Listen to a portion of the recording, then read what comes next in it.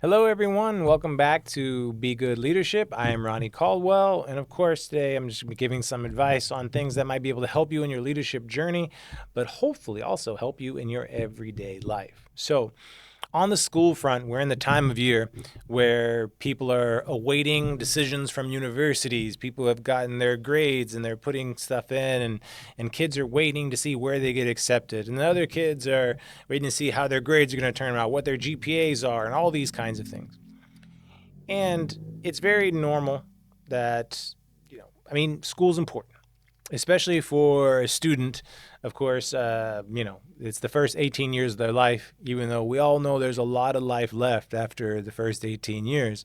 For many of them, it's essentially their job. And so their job is to be good at school in many ways, shapes, or form. And that's how they see it. And when many times, whether from parent pressure, from their own pressure they have in their head, the university they go to is this huge thing. And so they need to get into a certain type of university, not just any university, but many of the kids that I work with throughout international schools think that if they get to a particular university, they've made it until they get there, and then there's another thing, right? And I think a lot of this, it speaks to where people see their worth, right? And kind of where kids begin to see their worth early on. And it doesn't just stop there, right? It doesn't just stop in school. I mean, later on, we're kind of trained that once we get a particular job, we identify and we put our worth through. Our worth is determined through how much money we make, or what kind of job we have, where we live, where we're able to travel through, all these things.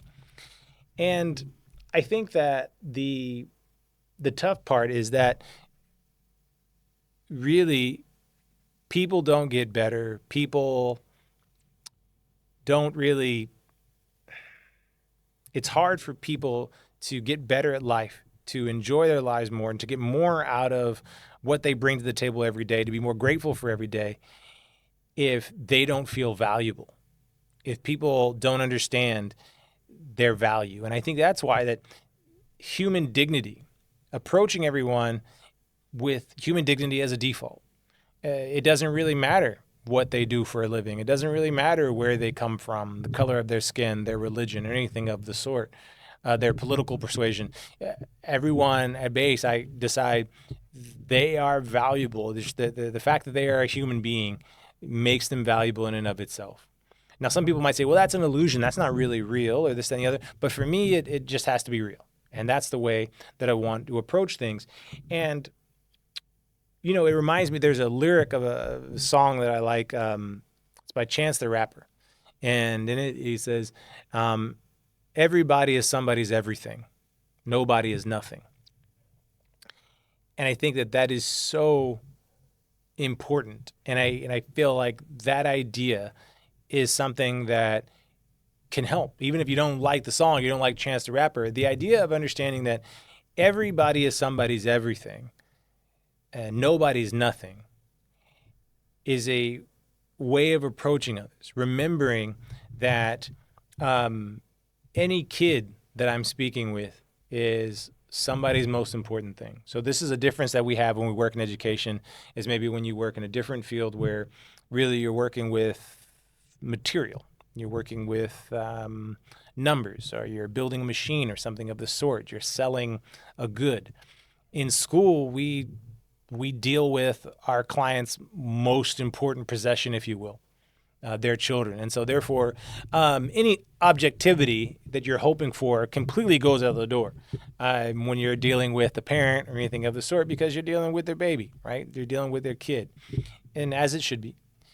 But what I always have to realize is that that's where people are coming from. And it's interesting because I don't just apply this to students, to remembering that students are somebody's everything, but so are the adults in the building. So are the adults I deal with. Even when someone's not behaving in a way that I would like to see, it helps me to remember, okay, someone really loves this person and probably would hate to see them acting that way. And I bet they would hope that someone has some patience with them and is able to give them some guidance in this way, but to do it in a humane way. And so that encourages me to continue to be honest, to be kind, to be grateful for this interaction that I had, to be grateful for the day that I'm going to have, and to try to deal with this person in the most humane way possible. To avoid some of the more toxic behaviors that can go on, passive aggressive behavior, spreading rumors, gossip, all those kinds of things. While as natural as they can be, to do my best to avoid doing that and being toxic, and to deal with this person in a straightforward and humane way, because they are valuable. And I think that people might say, well, how does it make your life better to do it? Like, I mean, I think when I tell kids this, or when I write this to a kid, they would say, well, Mr. C, like, well, how does that make things better for you? How does it make your life better? Well, it makes my life better because it always is a reference towards how I show up to treat other people. It's just another way of remembering that there are valuable human beings around me. There are people who love these people. And I don't see everything about them, but it's also just a reminder to me, because it can be so easy as we get stressed out, as we get tired, as we get busy, to forget that you have these people around you who are equally valuable to others, who other people love, who have value because they are human beings. And it also reminds me I'm never really alone, right? There's a bunch of other people just like me, a bunch of human beings around me just like me.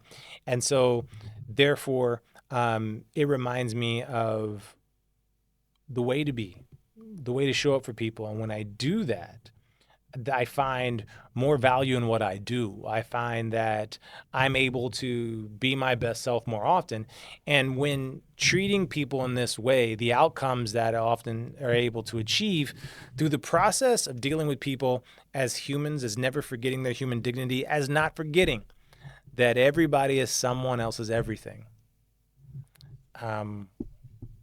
I've just been super satisfied with the way in which things have turned out for me in my life, and the relationships I've been able to have at work, and from what I hear, the effect that I've been able to have on people who I come in contact with.